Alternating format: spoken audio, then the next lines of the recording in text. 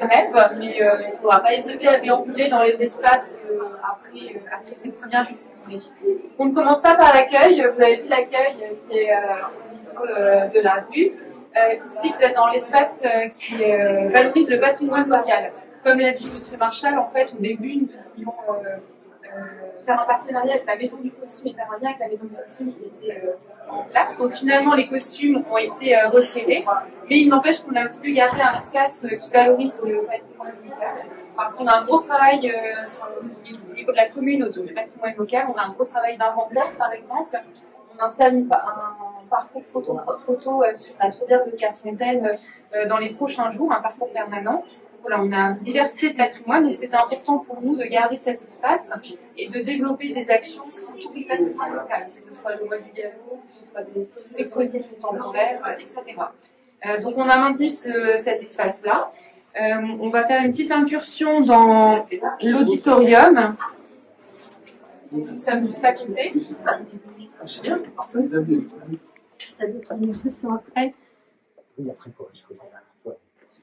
Donc ici c'est voilà, donc là comme on l'a expliqué, on avait le cachet de l'ancien, donc il nous donne quand même des très beaux espaces, mais on a aussi les contraintes de l'ancien. Nous on est un lieu public, donc on se doit d'être accessible pour toutes les personnes. Donc comme le niveau 0 en fait était au niveau de la porte que nous voyons ici, une des propositions du cabinet Rigidel, ça a notamment été de créer un petit auditorium qui nous permette voilà, soit d'avoir des petites conférences, soit de visionner des films, des animations, des petites formes. Voilà, donc on a un écran qui est escamotable et puis aussi un vidéoprojecteur. Voilà, exactement. Donc ici on est dans la partie maison Mingui, dont on a parlé, donc une des plus anciennes maisons du bourg. Donc tous les agencements intérieurs ont dû être repensés puisqu'on était sur des niveaux et des contraintes voilà, de maisons anciennes. Voilà, donc ce qui permet, nous, on a un accès de plein pied pour les personnes à mobilité réduite. Et puis on a aussi accès directement à l'extérieur, ce qui permet que pour des associations qui souhaitent réutiliser la salle, elles peuvent aussi faire un petit pot à l'extérieur. Voilà. Voilà. N'hésitez pas si vous avez des questions à m'interrompre. C'est bien. C'est sûr. Allez. Ah oui, c'est pas bon. Par contre,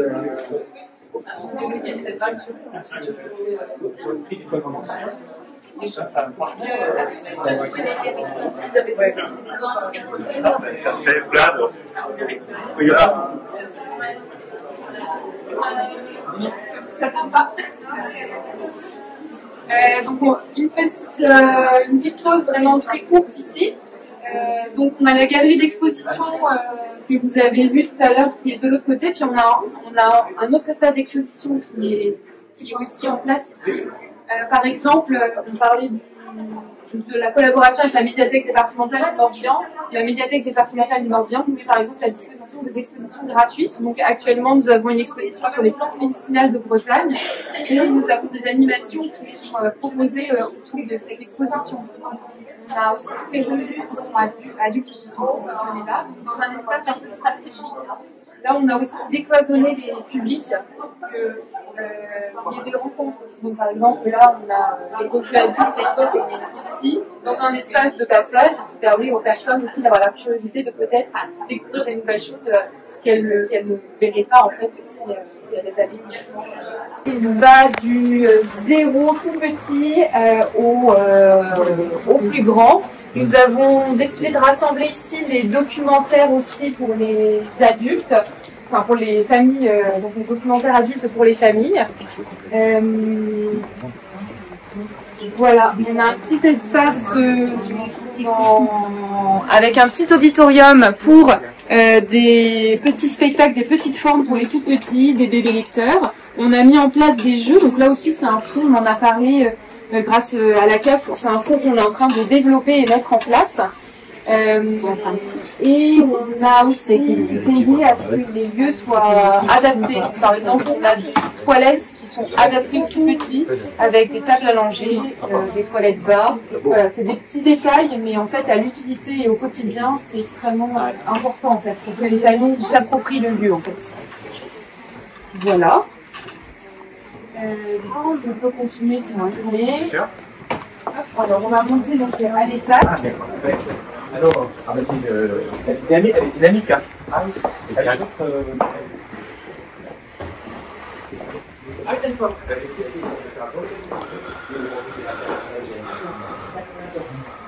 Donc ici nous arrivons, donc c'est toujours la maison Mingui, c'est au-dessus de l'auditorium. Donc voilà, c'est une des maisons les plus anciennes du bourg.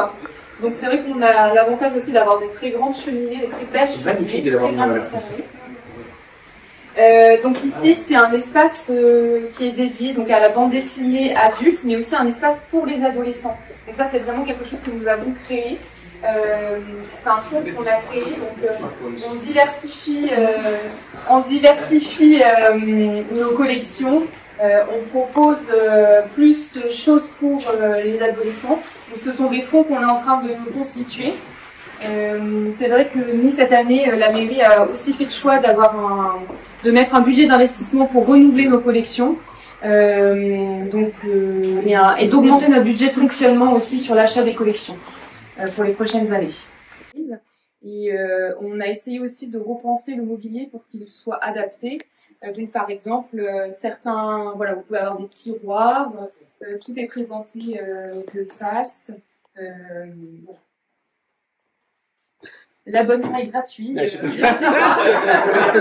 J'ai mon président de la Confédération africaine de cyclisme qui s'appelle M. Kwame.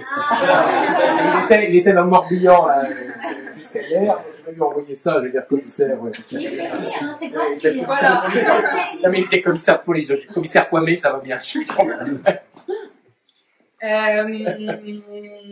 Voilà, donc ce sont, comme j'ai l'habitude de le dire quand on fait visiter, les espaces, en fait, les personnes doivent se les approprier aussi. On a des coussins, on a des tables. Voilà, les gens sont libres aussi de s'installer dans différents espaces. S'ils veulent venir jouer, ils peuvent venir jouer. S'ils veulent venir étudier, ils peuvent venir étudier. Donc nous, on a du matériel informatique aussi qui est mis à disposition gratuitement. Donc ça peut être soit dans des espaces plus libres comme ça, soit dans des espaces plus confidentiels et plus tranquilles. Voilà. On va pouvoir continuer.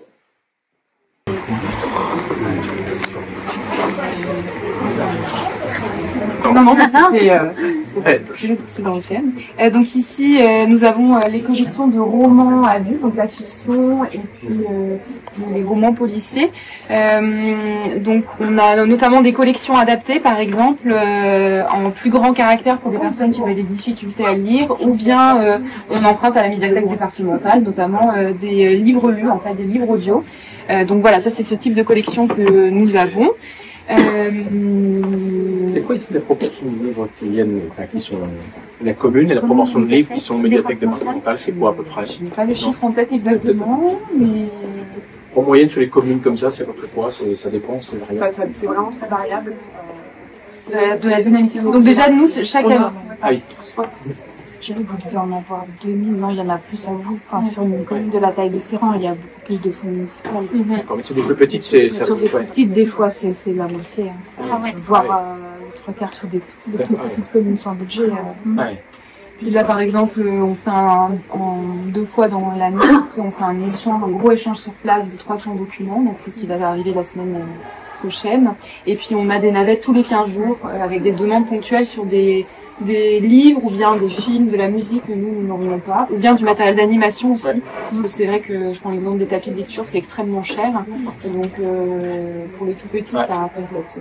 Je fais une parenthèse aussi, vous êtes labellisé maintenant première page, donc pour développer la culture, l'éveil culturel et notamment auprès du livre pour les tout petits. C'est vrai que nous là, on va développer un projet à partir de la deuxième partie de l'année avec la médiathèque départementale pour des moins de 3 ans et l'éveil culturel.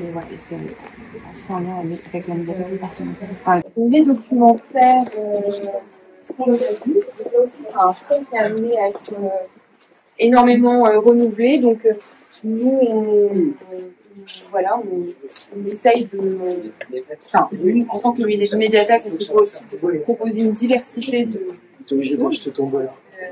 Donc ça va autant de la philosophie que des voyages, du sport, de la culture. Voilà. Vous avez combien d'abonnés ou je sais pas si vous avez d'abonnés ou vous faites déjà? On a à peu près 11% de la population. Voilà, de la population. Et sachant que là, on voit vraiment un très gros attrait depuis qu'on a réouvert. À la fois donc des personnes curieuses qui s'inscrivent, des personnes qui n'étaient plus inscrites une fois que les enfants, voilà, qui reviennent une fois que les enfants sont au collège, au lycée, mais qui reviennent. Donc vraiment, on a vraiment vu une très grosse dynamique là depuis l'ouverture d'inscription, pas que de fréquentation, mais d'inscription. Puis il faut savoir qu'il y a beaucoup de personnes qui viennent en médiathèque. Oui, avancez. Il y a beaucoup de personnes qui viennent en médiathèque, mais qui viennent aussi pour profiter d'animations. Nous, elles sont totalement gratuites. Donc on va par exemple avoir un éveil musical. Donc les personnes peuvent venir sans être inscrits à la médiathèque pour profiter des animations. D'accord. Donc aussi voilà, c'est ça. Donc il y a les inscriptions et la fréquentation aussi qui a vraiment. On est vraiment attaché à le côté gratuit, à l'accès gratuit pour tous, pour toutes les animations. C'est quelque chose d'important. C'est un territoire où certains trouvent que c'est un lieu confidentiel. On ne veut pas que ça reste confidentiel. Il faut que ce soit vraiment pour tous, quoi. Voilà. Et puis donc ici vous avez l'espace cinéma et musique. Donc là aussi, certaines médiathèques ne le font pas, mais nous on a fait le choix de maintenir un budget quand même conséquent sur la musique et les films, même si les modalités en fait d'écoute et de visionnage de films évoluent. Nous on est sur un territoire rural, donc déjà la connexion internet n'est pas toujours qualitative partout pour regarder un film ou écouter la musique. Et puis voilà. Et puis c'est aussi onéreux en fait d'avoir des abonnements sur des plateformes. Donc nous on fait le choix aussi de pouvoir avoir cette proposition là aussi pour les abonnés. Donc je ne vais pas y rentrer, mais au fond vous avez nos bureaux. Nous notre service, on a des bureaux aussi qui sont partagés. Et là vous avez une salle qui sert à la fois de réunion, de révision, donc puisque nous sommes dans les périodes de bac, qui peut être mis à disposition pour des révisions, et puis qui peut aussi être modulé en salle d'activité. Là, on va accueillir le club d'échecs tous les 15 jours à partir de la rentrée. Ils vont venir en accès libre et les gens qui voudront s'initier aux échecs, découvrir, pourront en profiter. Voilà. Ils sont à disposition. Donc ça, c'est un nouveau fonds qu'on est en train de créer et qui va fortement se densifier. Là, vous avez à peu près peut-être 10% des jeux que nous avons qui sont mis en place. C'est un gros travail en fait de préparer les jeux de société. Donc notre collègue Yona qui a intégré l'équipe récemment a commencé ce travail-là. Donc les personnes peuvent à la fois jouer sur place, le jeu est libre, l'idée c'est aussi de favoriser le lien entre les générations.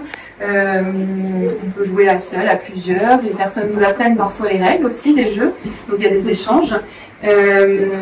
Et puis on a aussi le prix de jeu qui se met en place, et puis des animations aussi qui se font.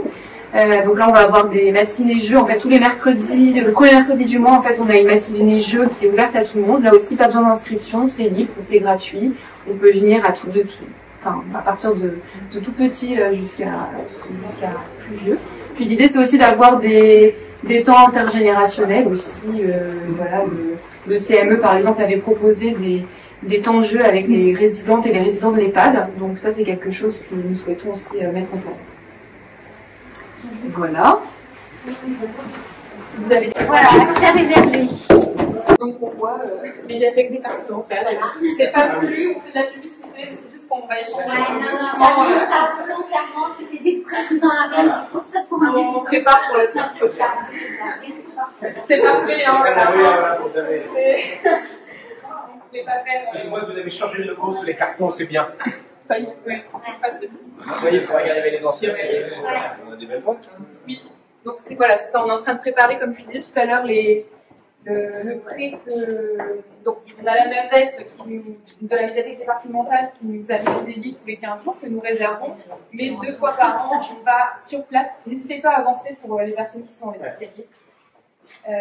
Mais 2 fois par an, donc là c'est la semaine prochaine. Nous, professionnels, ou bien avec des bénévoles, nous allons sur place dans l'antenne de Carreau pour aller choisir les livres, les CD que nous rencontrons. Donc voilà, donc c'est pour ça que vous avez des cartons ici. Donc ici, c'est un espace qui est réservé, on n'est pas en libre accès au public. Donc vous pouvez vous en douter, ça sert à la fois de salle d'animation. C'est une salle aussi où les bénévoles viennent faire ce qu'on appelle l'équipement, c'est-à-dire ouvrir les livres, finir leur préparation, bien parfois les aider. Et puis voilà, on a des espaces internes aussi, une cuisine et puis des placards. Donc voilà, c'est un espace qui est vraiment un gros plus aussi par rapport à notre ancienne médiathèque, puisque nous n'avions pas de salle d'animation directement rattachée à la médiathèque. Donc on était obligé d'aller dans un autre espace, donc de déplacer notre matériel, et puis surtout on ne pouvait pas valoriser, faire un lien directement avec notre médiathèque. Donc là on a vraiment un espace qui est intégré en fait dans le bâtiment. Vous avez combien de bénévoles ici Alors on en a un petit peu moins d'une dizaine, mais l'idée c'est que les gens sont les bienvenus en fait pour s'impliquer en fait. Nous les bénévoles sont vraiment aussi source d'idées aussi, et puis ce sont des usagers. C'est vrai que nous en tant que professionnels, parfois l'erreur est de regarder les espaces ou les collections ou les pratiques avec notre regard de professionnel. Là, en ayant des bénévoles, ce sont des usagers, donc parfois ils nous disent comme ceci, ce n'est pas forcément pratique, donc voilà, elle nous conseille. C'est vraiment un échange et un plus en fait d'avoir des bénévoles aussi. Voilà, donc là c'est un des espaces par exemple qui est ouvert aussi aux associations, aux personnes qui voudraient proposer des idées. Voilà, les élus ont fait le choix aussi de mettre à disposition gratuitement des espaces dans la médiathèque pour des personnes qui auraient envie de proposer des animations. Voilà. Rencontre de tiers-lieux. Voilà, je vous ai fait une visite très rapide, mais si vous avez des questions, n'hésitez pas. Merci à vous. Voilà. Ce que je disais à Mme la maire, c'est que je trouvais que le prix était quand même tout à fait correct au regard des... Surtout dans l'ancien, c'est quand même généralement compliqué, assez cher. Je trouvais que ça restait quand même vis-à-vis de la surface, raisonnable vis-à-vis de la surface. Quoi. Quand on fait le ratio, j'étais assez impressionné du ratio. On a des choses moins qualitatives, le prix était plus cher. Donc non, c'est franchement, je trouve que... Mais on avait justement Agnès qui était déterminée à la lecture de certains devis aussi, et qui n'hésitait pas à négocier. Et les élus aussi, où on disait, ben non, là, ça va pas passer. Mais voilà, c'est un travail binôme agent-élu qui est important.